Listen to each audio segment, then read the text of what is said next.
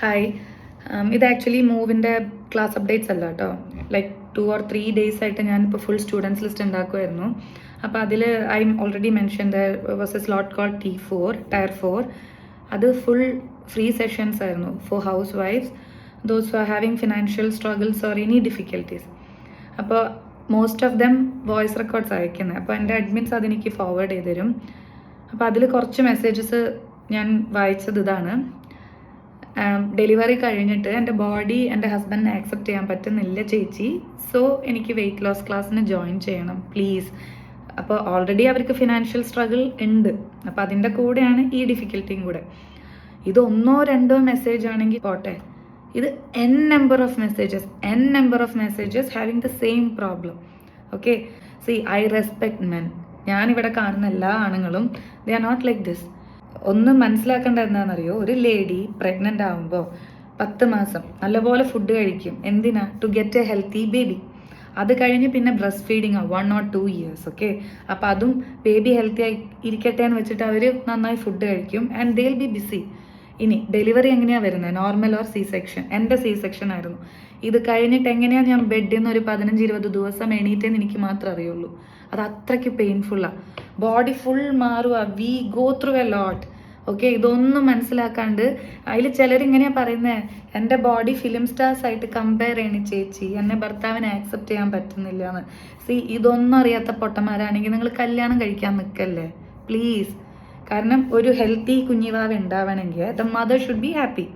അതൊന്നും മനസ്സിലാക്കാണ്ട് എനിക്ക് അറിയുന്നില്ല ഇത് എങ്ങനെയാണ് അങ്ങനത്തെ ആൾക്കാരും ഇപ്പോൾ എക്സിസ്റ്റിംഗ് ആയിട്ടുള്ളതെന്ന് അറിയത്തില്ല. കാരണം ഞാനിതൊന്നും ഡയറക്റ്റ് കണ്ടിട്ടില്ല ഇതുവരെ. അപ്പം സോ പ്ലീസ് അണ്ടർസ്റ്റാൻഡ്, എപ്പോഴും ഒരു lady she go through a lot during her delivery process. Okay, അത് ഒരുപാട് പെയിൻഫുള്ളാണ്, മെൻ്റൽ സ്ട്രെസ് ഉണ്ടാവും. അപ്പോൾ കുഞ്ഞുണ്ടായി കഴിയുമ്പോൾ, പ്രഗ്നൻ്റ് ആയിരിക്കുമ്പോൾ എങ്ങനെയാണോ അവരെ കെയർ ചെയ്തിരുന്നത്, അതുപോലെ ഒരു അറ്റ്ലീസ്റ്റ് ഒരു 3 months മോർ ഒന്ന് കെയർ ചെയ്യും. അപ്പോൾ അത് നിങ്ങൾക്ക് തന്നെയാണ് നല്ലത്. കാരണം കുഞ്ഞുങ്ങളപ്പോൾ വളരെ ഹാപ്പി ആയിട്ടിരിക്കും. ഒരു അമ്മ ആവാന്ന് പറഞ്ഞാൽ അച്ഛന്മാർക്കും ഒത്തിരി സ്ട്രെസ് ഉണ്ടാവും. I understand. ഇവിടെ ഞാൻ വിച്ചുവിനെ കണ്ടിട്ടുള്ളത്. വിച്ചുവും എൻ്റെ ഡെലിവറി കഴിഞ്ഞ് ബേബി ആയിരിക്കുന്ന നേരത്ത് ഒത്തിരി സ്ട്രെസ്ഡാണ്. ബട്ട് അതൊരു മ്യൂച്വൽ അണ്ടർസ്റ്റാൻഡിങ് ആണ്. Okay, support each other. ഒരിക്കലും ബോഡി കമ്പയർ ചെയ്യില്ല, പ്ലീസ് ഡോണ്ട്. നമ്മൾ ഈ 10-2 കൊല്ലമൊക്കെ വെച്ച് ഇങ്ങനെ ഉണ്ടാക്കിയെടുത്തൊരു ബോഡി ഇങ്ങനെ ഒരു വിതിൻ ഫ്ലാഷ് ഓഫ് സെക്കൻഡ്സ് അത് കുറയത്തില്ല. They need time. അപ്പോൾ സപ്പോർട്ട് ചെയ്യുക. എന്നിട്ട് പിന്നെ ഒരു 1 year ഒക്കെ കഴിയുമ്പോൾ അവർക്ക് തന്നെ തോന്നി തുടങ്ങും, ഇനി ടൈമായി, ഞാൻ തടി കുറയ്ക്കാം. അങ്ങനെ ഒരു സ്റ്റേജ് വരുമ്പോൾ വീണ്ടും സപ്പോർട്ട് ദം. അപ്പോൾ കുറഞ്ഞോളും. ഈവൻ തടി ആയിട്ടിരുന്നാലും ഇറ്റ്സ് ഭംഗി. Okay, if you want your wife to be slim, അത് നിങ്ങൾ അങ്ങോട്ടും ഇങ്ങോട്ടും സംസാരിച്ചതാക്കാം. But don't ignore. അത് it affects the baby. So please understand.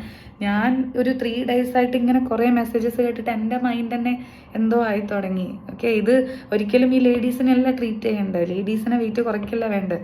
The husband should understand.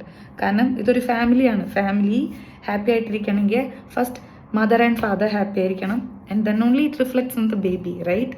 അപ്പോൾ എനിക്കറിയില്ല, അതിന് better you take the husbands for a counselling session. Or ഇപ്പോൾ ഈ വീഡിയോ കാണുന്നവർ നിങ്ങളുടെ ഫ്രണ്ട്സ് ആരെങ്കിലും ഇങ്ങനെ ഉണ്ടെന്ന് ഫീൽ ചെയ്താൽ just make them understand. Okay, ഇതൊരു അവയർനെസ് ആണ് ശരിക്കും. എനിക്കിപ്പോൾ അങ്ങനെയാണ് തോന്നുന്നത്. ഒരുപാട് പ്രശ്നങ്ങൾ ഞാനിപ്പോൾ കേൾക്കുന്നുണ്ട്, പക്ഷേ ഇത് ഐ വാണ്ടഡ് ടു റിയാക്ട്. കാരണം ഇത് ഒരിക്കലും ലേഡീസിൻ്റെ പ്രോബ്ലം അല്ല, അതൊരു നാച്ചുറൽ പ്രോസസ്സാണ്. Being pregnant, delivering A baby, ഇതെല്ലാം വെരി ഹാപ്പി നാച്ചുറൽ പ്രോസസ്സാണ്. ഓക്കെ, അപ്പോൾ പ്ലീസ് സപ്പോർട്ട്. ഞാൻ ഒരു ഫെമിനിസ്റ്റ് ആയിട്ടോ അങ്ങനെയൊന്നുമല്ല സംസാരിക്കുന്നത്. I respect all men with all due respect. ഇതൊന്ന് കറക്റ്റ് ചെയ്യണം if there are any with this problem. Okay, that's all.